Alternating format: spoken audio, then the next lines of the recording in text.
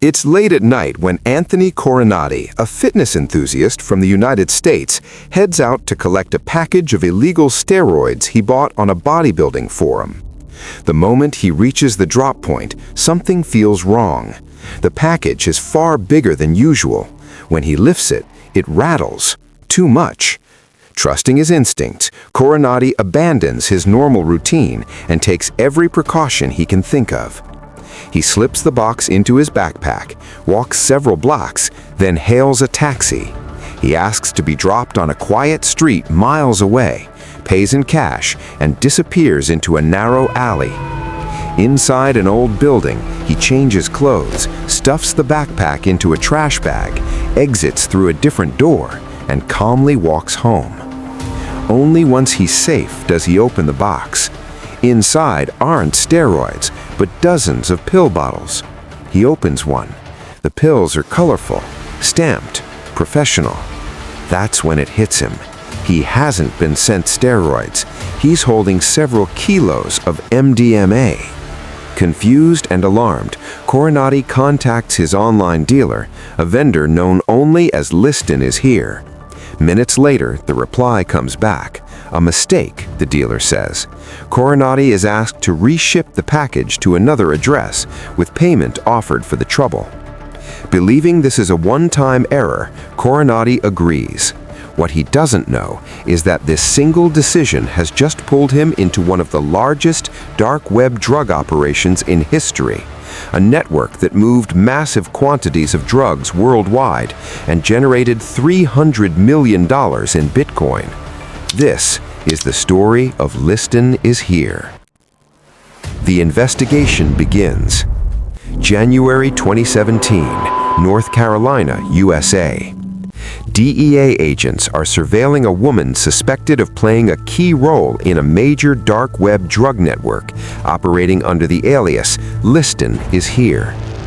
By this point, the name is already legendary. Since at least 2012, Liston has been selling drugs across marketplaces like Silk Road 2.0, and Alphabay, specializing in MDMA and benzodiazepines, with occasional shipments of steroids and ketamine. For days, investigators watch carefully. The suspect is cautious, no mistakes, until one night. An officer notices her throwing away unusually large trash bags. With the garbage truck minutes away, he retrieves them and searches inside. What he finds changes everything. 2.5 kilograms of MDMA powder. The investigation explodes from there. Amanda Trawl. January 18, 2017, Buncombe County, North Carolina. The suspect is identified as Amanda Trawl, a 31-year-old woman. Just one day earlier, she had called a restaurant to book a table for her mother's 67th birthday. She never makes it. Police raid her apartment and arrest her. Inside, they uncover 59 kilos of MDMA, 14 kilos of ketamine, and other illegal substances. During interrogation, Trawl reveals a critical truth. She isn't Liston is Here.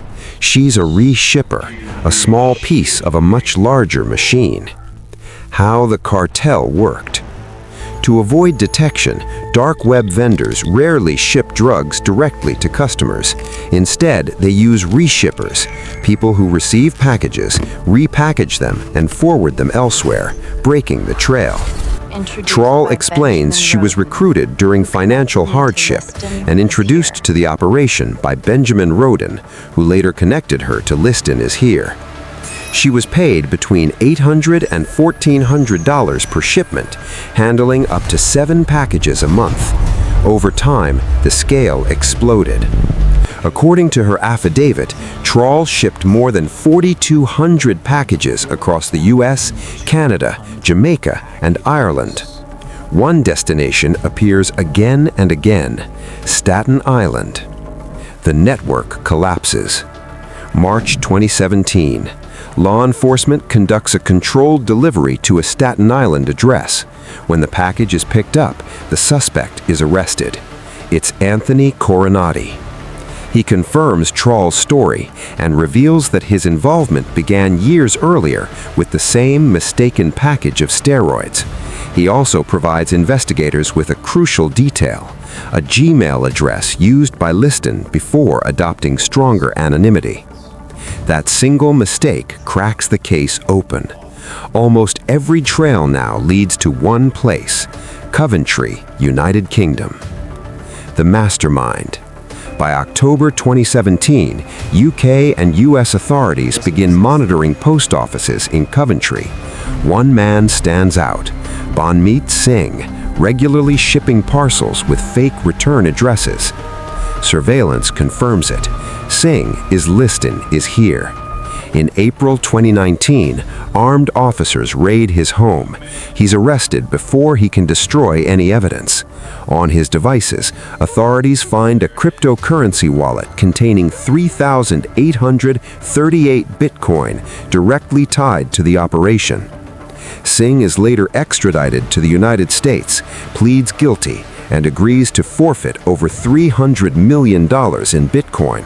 But investigators believe that's only a fraction of what the cartel actually earned. Thousands of Bitcoin remain missing. The sheer volume is staggering.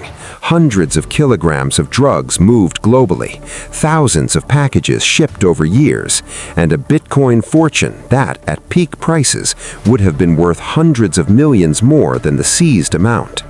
The operation ran with near-perfect anonymity for nearly a decade, until that one Gmail address and a single trash bag changed everything. Singh built a sophisticated system: fake return addresses, multiple reshippers, and careful OPSEC that kept him hidden for years while the money kept flowing in Bitcoin. What made Liston so successful was his ability to scale, from small forum sales to a full dark web empire, all while staying one step ahead of the law, until he wasn't. He used encrypted messaging, multiple layers of proxies, and never reused addresses, standard dark web tradecraft that made tracing him nearly impossible, until that early Gmail slip-up gave investigators the first real lead.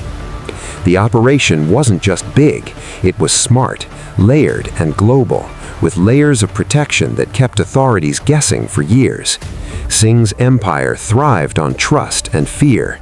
Vendors trusted his reliability, customers trusted the quality, and reshippers were kept in the dark about the true scale. But trust breaks when one link in the chain talks, and that's exactly what happened. The final chapter. In April 2024, Banmeet Singh returns to India after his release. Days later, Indian authorities raid his family home and arrest his brother, Parinder Singh, uncovering additional Bitcoin wallets. Both brothers now face prosecution, while law enforcement continues searching for thousands of missing Bitcoin, still worth tens of millions of dollars. Whether that money will ever be recovered remains unknown. All of it traced back to one late-night package pickup and a single decision that opened the door to a global criminal empire. One small mistake exposed a $300 million dark web empire. Liston is here thought he was invisible. He wasn't. The scale of this operation is almost unbelievable.